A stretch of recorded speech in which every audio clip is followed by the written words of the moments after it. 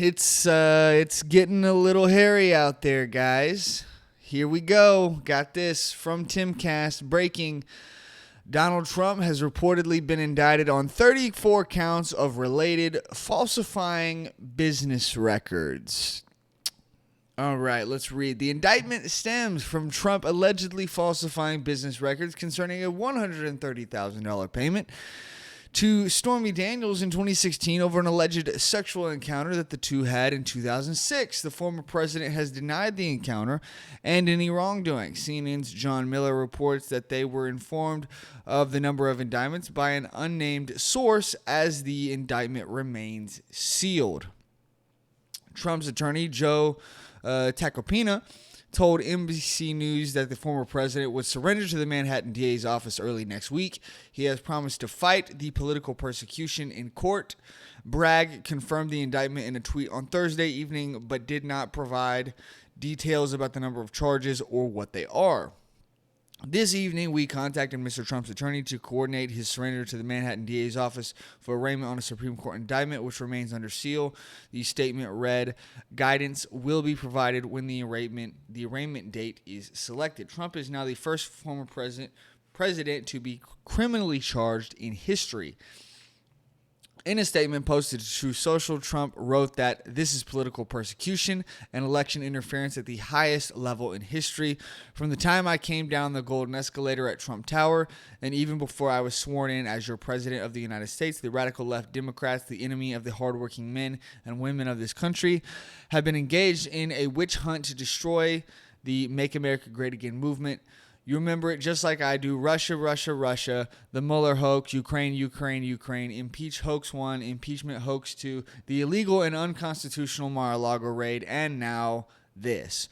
Rather than stopping the unprecedented crime wave taking over New York City, he's doing Joe Biden's dirty work, ignoring the murders and burglaries and assaults he should be focused on. This is how Bragg spends his time.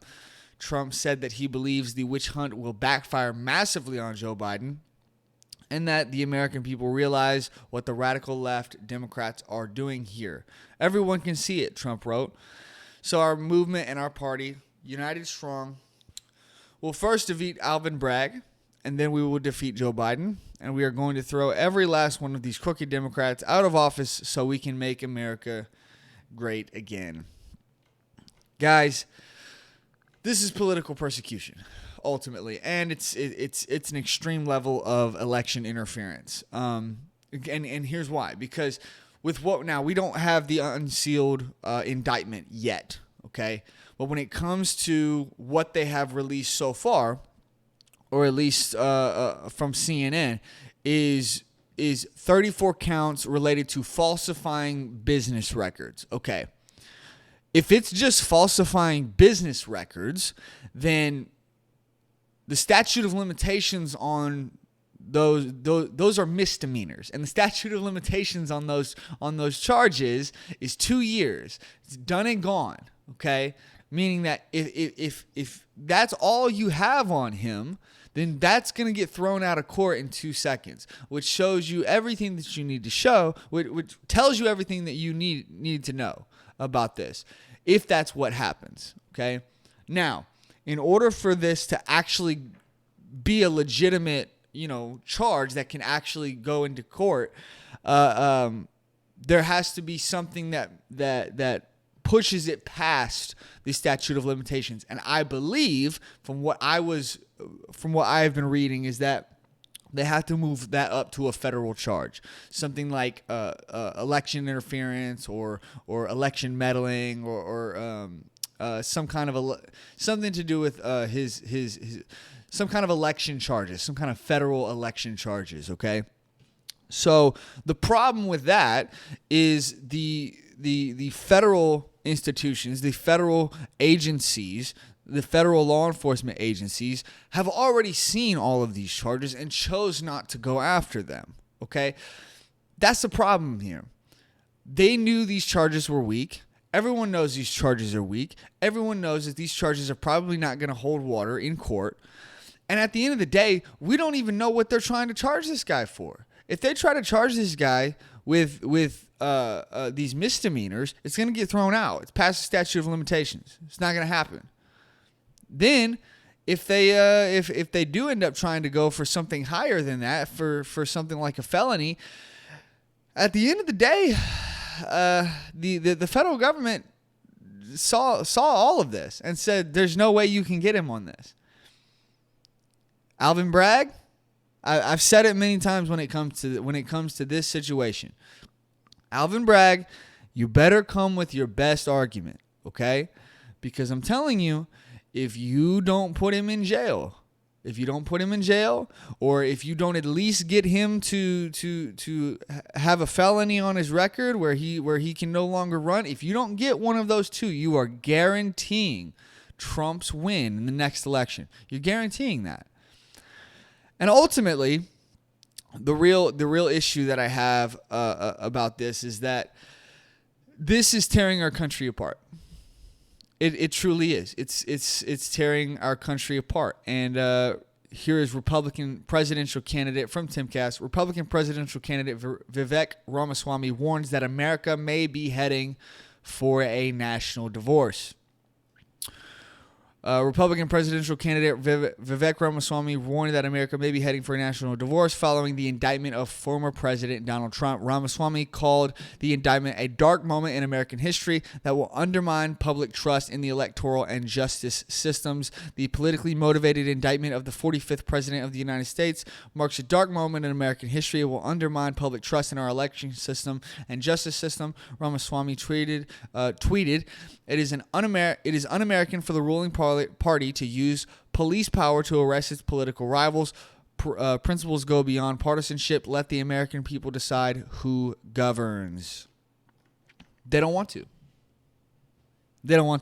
At the end of the day, Joe Biden has created so many crises in America.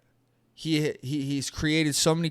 I mean, you've got the border, you got high gas prices, the high price of groceries, you've got the massive amounts of inflation, you've got the banks failing, you've got the war in Ukraine, you got the pull out of Afghanistan. Almost everything that he has done in his presidency has created some kind of crisis in this country. And they know they can't beat Trump. They know, because all Trump has to do is walk up on stage and say, "Hey, look at how great you had it under me, and look at this freaking dingus over here that's ruining your life." It's that simple, ultimately. Listen, Donald Trump's popularity is only going up. And now the Republicans are finally getting their crap together when it comes to mail-in ballots and mail-in voting and ballot harvesting and things like that, where it's legal. And yeah, man, this is tearing our country apart. I can absolutely see this leading to a national divorce, because if you indict Donald Trump, then we have no choice but to sit. Well, if you arrest Donald Trump, charge him, and put him in jail, and it's for some BS reasons, I think that the people have no choice but to understand that, okay, our system is broken. Our system has been completely destroyed. And we can no longer trust the institutions, because if they'll go after Trump for bullcrap reasons, they'll definitely come after me. And this is why I've been a proponent or a supporter of states like Texas leaving the union. Absolutely. It's like, what else are we supposed to do? What else are we supposed to do when the federal government goes against us? What else are we supposed to do when the federal government destroys our rights? What else are we supposed to do when the federal government refuses to enforce laws at our southern border and is killing 60,000 Americans in 1 year with fentanyl poisoning?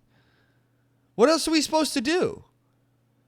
There's nothing we can do except leave, except walk away. At the end of the day, if the federal government is not going to do their job, if the federal government is going to be knowingly evil, what else are we supposed to do? We have to walk away and we have to do what's right for us. We have to do what's right for the people of this state. Now, I am a supporter of Texas leaving. I don't know what else would come from all of that. But yeah, I could absolutely see this leading to a national divorce. And I don't know, guys. It's a very frustrating day. All I got to say is, Alvin Bragg, you better come with your best argument, dude. You better come with your best argument and your best charges, because if you don't get this guy, you are done, man. You are done. And ultimately, America might be done anyways, just because of this. Just because of the sheer amount of hatred and vitriol that this is going to cause. I don't know, man. I feel like it's politically motivated. What do you guys think?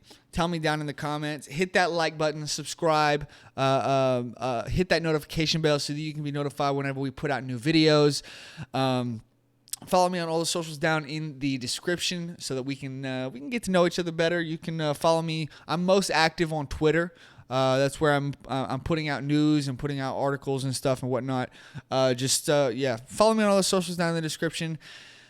Hopefully we got some better stories next week. We're kind of in limbo at this point because we're waiting on the official indictment to be released so that we can see what the actual charges are. But I will be giving you guys more information. I'll be probably sharing or posting something on Twitter about it when that indictment does come out. So make sure you follow me there. I will have another video coming for you guys on Monday. I will see you guys then. Bye, guys.